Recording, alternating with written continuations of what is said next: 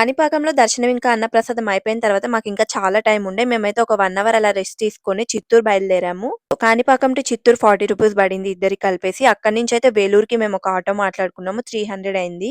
And మధ్యలో మేమైతే bore కొడుతుందనేసి ludo కూడా ఆడుకున్నాము. వేలూరు ఎందుకెళ్తున్నామంటే వేలూరులో గోల్డెన్ టెంపుల్ ఉంటుంది గదా! అక్కడికెళ్తున్నాము. టెంపుల్ అయితే 7:30కి అంతా క్లోజ్ అయిపోతుందన్నారు. అందుకోసమే మేము బస్‌కి వెళ్ళకుండా ఆటో తీసుకొని వెళ్ళాము 300 పెట్టి. సో, బస్‌కైతే మీకింకా తక్కువ టికెట్ పడుతుంది వేలూరు వెళ్ళడానికి. టెంపుల్ దగ్గరికి వెళ్ళగానే ఫ్లవర్ స్మెల్ అయితే చాలా బాగొచ్చింది. నేను ఆల్‌మోస్ట్ కొన్ని ఇయర్స్ తర్వాత ఫ్లవర్స్ అయితే పెట్టుకున్నాను. టెంపుల్‌లోకి మొబైల్స్ అయితే ఎలో లేవు కానీ టెంపుల్ అయితే చాలా బావుంది. నేను చిన్నప్పుడు ఎప్పుడో వచ్చాను. నేనెప్పుడు ఇలాంటి టెంపుల్ చూడలేదనమాట. బికాజ్ మొత్తం చుట్టూ ఒక రౌండ్ ఉంటుందనమాట. మధ్యలో లక్ష్మీదేవి ఉంటారు. మనం ఆ రౌండ్ మొత్తం వాక్ చేసెళ్ళాలి. ఆల్‌మోస్ట్ ఒక 1 అవర్, 1 ½ అవర్ పడుతుంది మనకదంతా వాక్ చేయడానికి. చాలా పీస్‌ఫుల్‌గా ఉంటుంది. ఖచ్చితంగా విజిట్ చేయండి మీరు గూడా.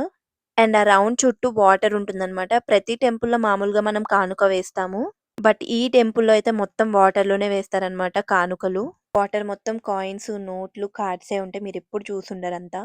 And this is about golden temple. Bye bye.